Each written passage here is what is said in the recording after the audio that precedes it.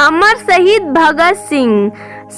भगत सिंह का जन्म 27 सितंबर 1907 को हुआ था और उनको 1931 23 मार्च को भगत सिंह, सुखदेव और राजगुरु को फांसी दी गई थी। भगत सिंह सरदार किसान परिवार से थे। उनके पिता का नाम सरदार किशन और माता का नाम विद्यावती था। उनके पिता और चाचा दोनों भारत से अंग्रेजों के खिलाफ थे।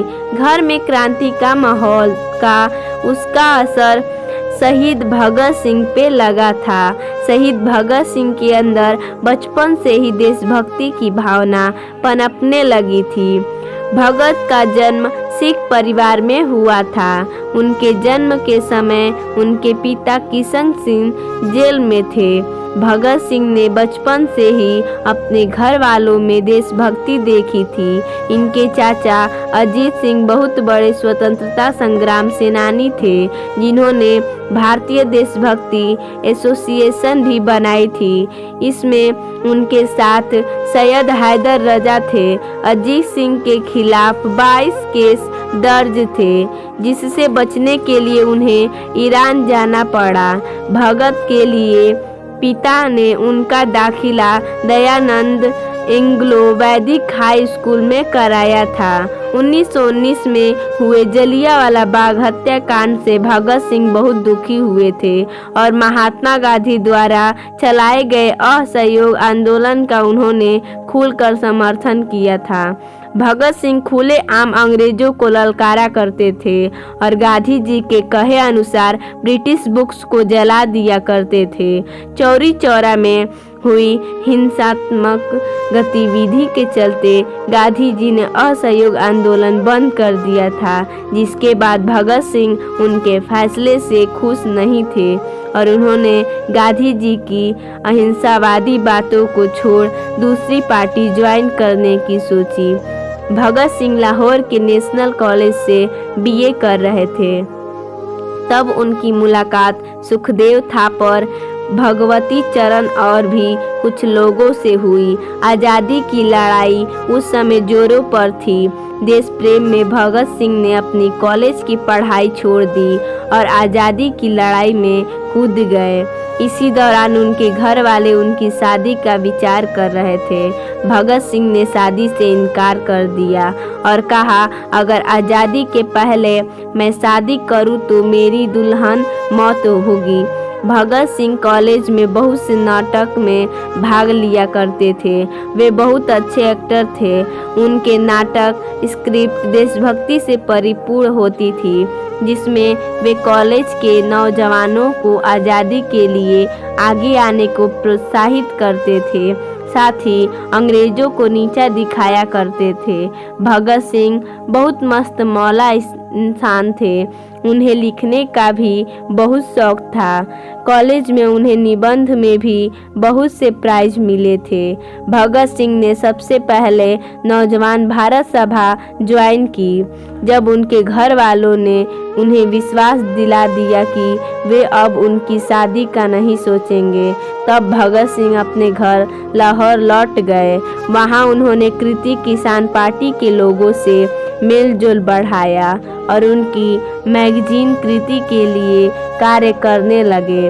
वे इसके द्वारा देश के नौजवानों को अपने संदेश पहुंचाते थे। भगत जी बहुत अच्छे लेखक थे, जो पंजाबी उर्दू पेपर के लिए भी लिखा करते थे।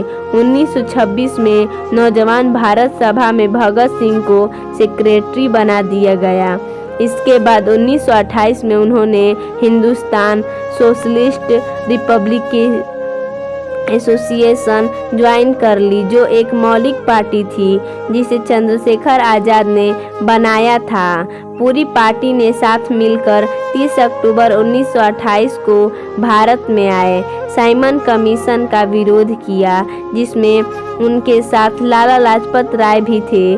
साइमन वापस जाओ का नारा लगाते हुए वे लोग लाहौर रेलवे स्टेशन में ही खड़े रहे, जिसके बाद वहां लाठी चार्ज कर दिया गया, जिसमें लाला जी बुरी तरह घायल हुए और फिर उनकी मृत्यु हो गई। लाला जी की मृत्यु से आघात भगत सिंह व उनकी पार्टी ने अंग्रेजों से बदला लेने की ठानी और लाला जी की मौत के लिए जिम्मेदार ऑफिसर स्कॉट को मारने का प्लान बनाया, लेकिन भूल से उन्होंने असिस्टेंट पुलिस सॉन्डेर्स को मार डाला। अपने आप को बचाने के लिए भगत सिंह तुरंत लाहौर से भाग निकले, लेकिन ब्रिटिश सरकार ने उनको ढूंढने के लिए चारों तरफ जाल बिछा दिया। भगत सिंह ने अपने आप को बचाने के लिए बाल व दाढ़ी कटवा दी, जो कि उनके सामाजिक धार्मिकता के खिलाफ है, लेकिन उस समय भगत सिंह को देश के आगे कुछ भी नहीं दिखाई देता था। चंद्रशेखर आजाद, भगत सिंह, राजदेव व सुखदेव ये सब अब मिल चुके थे और इन्होंने कुछ बड़ा धमाका करने की सोची। भगत सिंह कहते थे अंग्रेज बहरे हो गए, उन्हें ऊंचा सुनाई देता है, जिसके लिए बड़ा धमाका जरूरी है। इस बार उन्होंने फैसला किया कि वे लोग कमजोर की तरह भागेंगे नहीं, बल्कि अपने आप को पुलिस के हवाले करेंगे, जिससे देशवासियों को सही संदेश पहुँचे। दिसंबर 1929 को भगत सिंह ने अपने साथी बटुकेश्वर दत्त के साथ मिलकर ब्रिटिश सरकार की असेंबली हॉल में बम ब्लास्ट किया, जो सिर्फ आवाज करने वाला था, जिसे खाली स्थान में फेंका गया था। इसके साथ ही उन्होंने इंकलाब जिंदाबाद के नारे लगाए और पर्चे बांटे। इसके बाद दोनों ने अपने आप को गिरफ्तार कराया। 23 मार्च 1931 को भगत सिंह, राजगुरु, सुखदेव को फांसी दे दी गई। कहते हैं तीनों की फांसी की तारीख 24 मार्च थी, लेकिन उस समय पूरे देश में उनकी रिहाई के लिए प्रदर्शन हो रहे थे, जिसके चलते ब्रिटिश सरकार को डर था कि कहीं फैसला बदल न जाए, जिससे उन लोगों ने 23 व 24 की मध्य रात्रि में ही तीनों को फांसी दे दी और अंतिम संस्कार भी कर दिया।